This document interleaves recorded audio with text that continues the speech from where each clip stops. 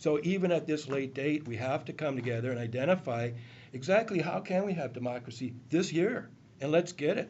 I would love to be at a press conference where we announced a unity platform within the Independence Party. And because this is the Democrats basically who are controlling all this. And they got judges, they got federal judges, they got state judges who will just back them up. So this is a meeting of independent candidates, Independence Party candidates at the Star Tribune. The first time I had to meet these people and talk out our differences and our similarities. I did find a lot to respect in what they're doing running for office. I always respect candidates.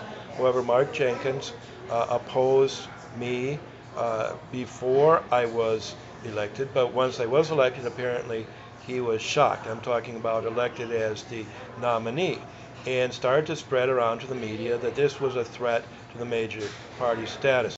At the fair, liberal media began to attack me. I introduced some new ideas. So here is a song that I wrote that is talking about this nation needs to be healed from many of the things that Mark Jenkins is pushing.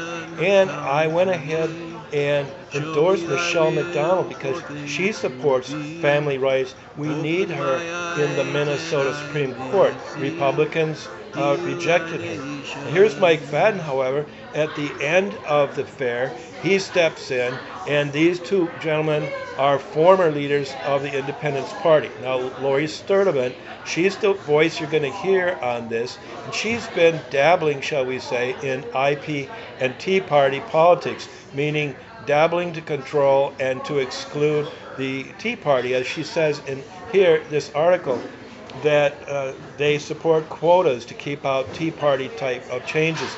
Here she says that Tom Horner, who is shown here with his true colors, he's a Republican and he's supporting Jeff Johnson now, and that he was going to lead this migration out of the IP to the Republicans. Of course, we want their votes. So here's a lively discussion led by Lori Sturdevant, who's going to write another article about IP. Let's start with this. Why should voters consider the Independence Party this year? What do you bring that is different from those other two parties? Well, I'd jump in and say that they should consider all candidates on the ballot. That's something that this party represents, that we're not trying to exclude anybody from the political system. You know, there's libertarians on the ballots, Green Party candidates, grassroots parties. Voters should consider all of those, and we don't have a master lever system where someone can go through and vote for an entire party. So it's really going to come down to the candidates in the state, and I think that's the point I wanted to make first. And there's plenty of reasons in our platform and in the candidates that we have that I'll turn it over to someone else to jump in. Well, and yet you have been running as a ticket. I saw that ad. I think you were on some Capital Steps together trying to make a point about a common theme. And that's what I was hoping you'd articulate for us today.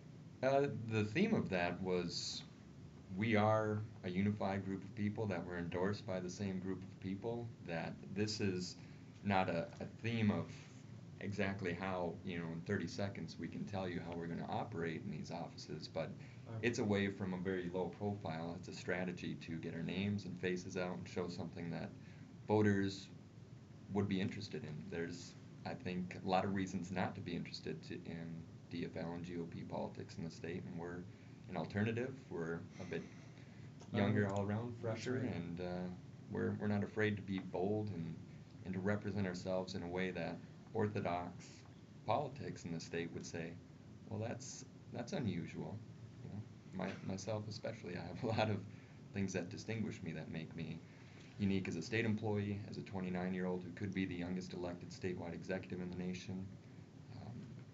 Go ahead and jump in. Absolutely. I would represent it a little more broadly. First of all, I would look at our two-party system. I think our two-party system has clearly failed us. They're not adapting to changing demographics, technology, globalization. I think they're using a process model. I'm a quality assurance analyst. I'm focused on process.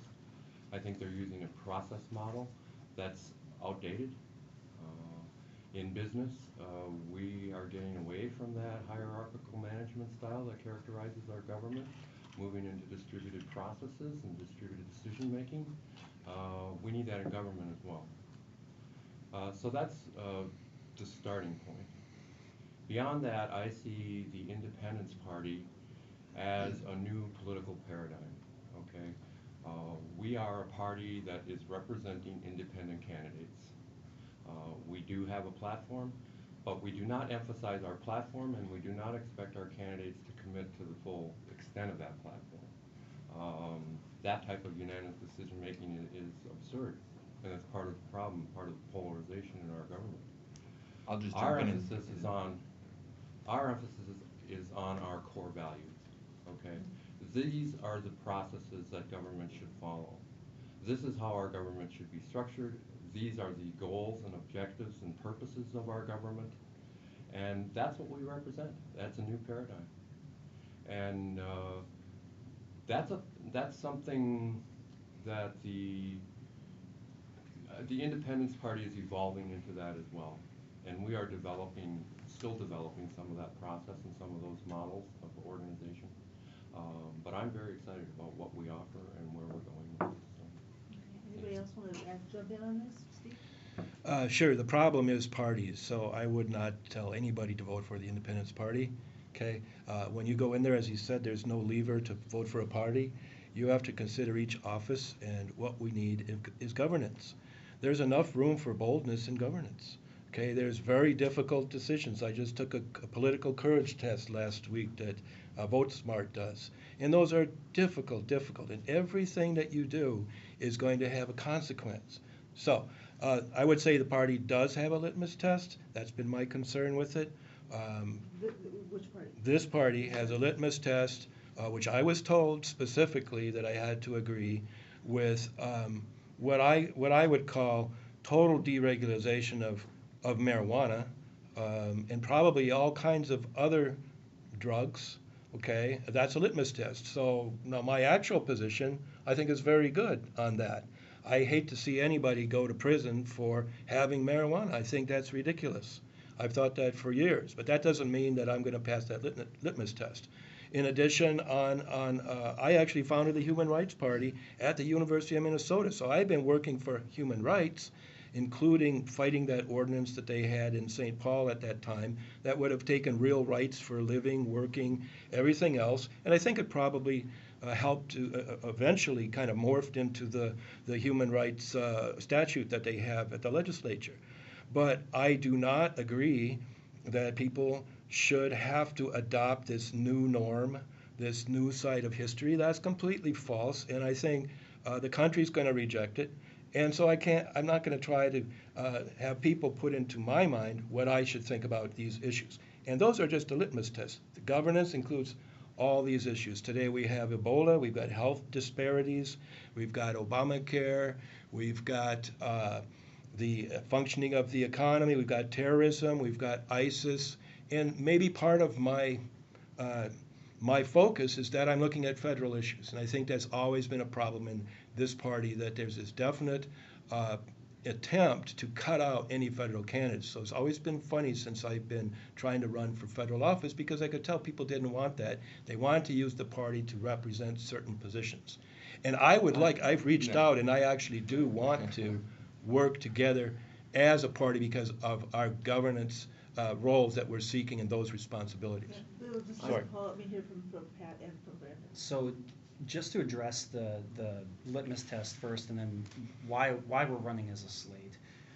When I was approached by Bill Denny and John Denny, who is a federal candidate for CD6, they asked me, would you look at this platform? Would you agree with 75% of it?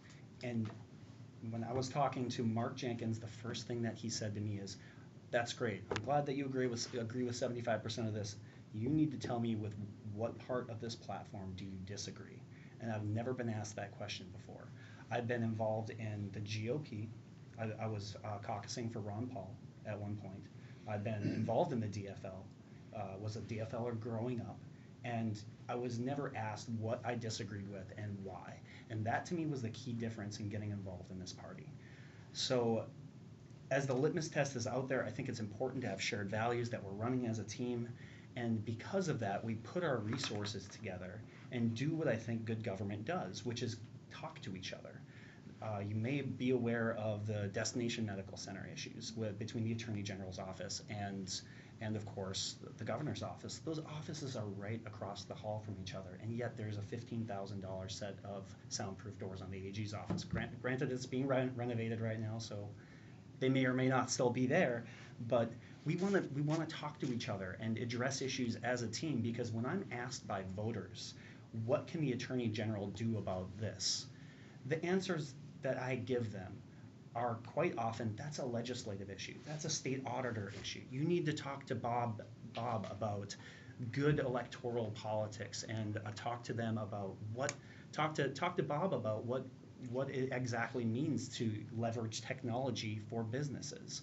And to me, running as a team is something that you just don't see in politics. You don't see candidates out there together that often.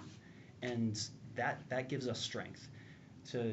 To wrap everything up, I just think that the chances of one candidate or 5 candidates does not do as much for Minnesota as one group.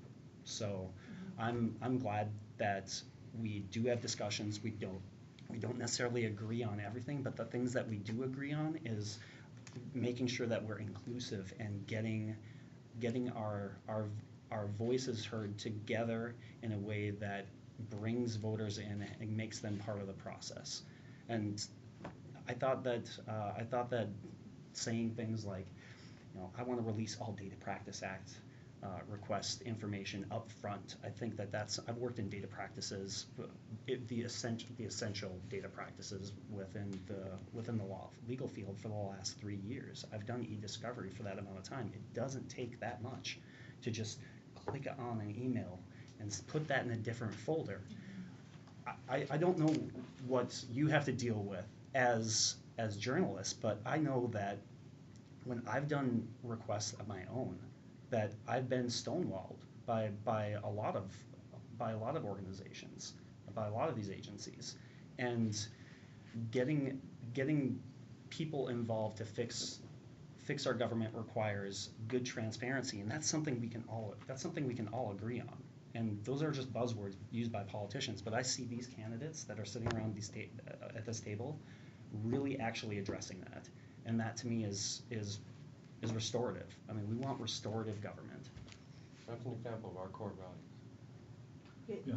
what would you like to add to that? On the state auditor side, because I'm more focused on, the local governments, municipalities, Rebecca Otto's got a lot of campaign contributions from the people that she's regulating, and as the Supreme Court's gonna look at this year, how does money skew politics? And some of the studies that have been out there said, if you look at North Carolina, the judgments where the law firms gave in judicial politics, judicial judges that get elected, if they gave $1,000, their law firms ended up winning 71% of the time. So in my side of the coin, in the state auditor's office, we got to keep it independent. You can't have this type of money in the regulation, from the money coming from the people that you're regulating, and that's what's really happening. I mean, you look at her campaign contributions; that's where she's getting it all from. On her large ones, that's the ones you see, obviously. Is campaign finance an issue for all of you? That was one of the original things that the old Reform Party stood for. Well, I have an issue. It's funny as I listen to this, because I am the person, and it's on my videos, I'm the person who's been fighting for all of this, for fighting for democracy. And it's been totally ignored. Let me give you a good example. We can take the money out of politics right now, here today, okay? Talk about the Secretary of State, talk about the Attorney General. Okay, you may or may not know that when you went in and ran until about 2014, actually, all the way through 2012, there was a woman there, Nancy Bream, in the Secretary of State's office, who would always say, by the way, if you want the email addresses of the registered voters, just you fill out this form and we're going to give it to you. They did that to me in 2010. They did it in 2012. 2012, I finally said, okay, here it is. A week before the election, I get Mark Ritchie and Burt Black talking to me and say, oh no, those are not available. Those are private information. Well, I went on to find out that Mark Ritchie himself had taken about 12,000 of those emails himself home with him in 2007 to use them for his campaign, to raise money. Now, what I can't believe is that supposedly we have a lot of idealists who are trying to fix the democracy and make it work. They're not even aware of this. So right now, if we would allow those under HAVA, when you register to vote, you voluntarily submit your email address. Under the Government Data Practices Act, those are presumed to be public information, and we should all be able to get them and talk all candidates with all parties. I also think that's required by the First Amendment. So yes, that's what I'm focusing on. And to cripple the vehicle for independent voters because of the way that we're conducting ourselves, I think it would be a tremendous tragedy. So even at this late date, we have to come together and identify exactly how can we have democracy this year, and let's get it. I would love to be at a press conference where we announced a unity platform within the Independence Party, and because this is the Democrats basically who are controlling all this. And they got judges, they got federal judges, they got state judges who will just back them up. And they'll say, the DFL itself, for instance, as you know, they say, is not bound by the United States Constitution. So they can violate the 14th Amendment, suspect classifications, what you call proportional representation, and no one can touch them. And they misconstrue these previous cases, and this has never been said by any court before, that they can associate on the basis of quotas by gender and race and anything else, and that's going to be the party that endorses. I realize It's kind of a distraction. From it's the not a campaign distraction. finance. This is the core issue, and this is the problem. I wanna respond to your question. Absolutely, but it's not a distraction at all. You should be addressing this, and I hope that we can talk, and because he didn't know anything about it before, and I hope we can talk. We have never talked. Mr. Carlson was not at our endorsing convention. I haven't seen him at Independence Party events. Well, there were in years. 60 people there, right? I mean, does that represent the 41%? Okay. There's also Okay. no litmus test. It's the 75% agreement with the platform. So it's Was a litmus there's test no for litmus me. test. That's fine. Okay, well, he's, So in terms of campaign finance reform, those are in the domain of the legislators. It's legislative issues that are going to be able to pass those laws, or some limited rulemaking authority with the campaign finance board or those things. What I can do this year in my campaign to reform the idea of campaign finance form is to run a successful campaign. Whether I win or lose, what we've achieved this far in sustaining a campaign organization for 8 months, meeting the public subsidy threshold, receiving that money, then coming up with the most effective strategy with my fellow statewide counterparts to reach as many people as possible with a combined team effort. That in itself is reforming people's ideas of how can you compete in a political game that's dominated by big money interests. And I think, we've got 27 days to show that we are not out of the race. None of us here is running for 5%. I hope that's clear. That each of us are in this race to win.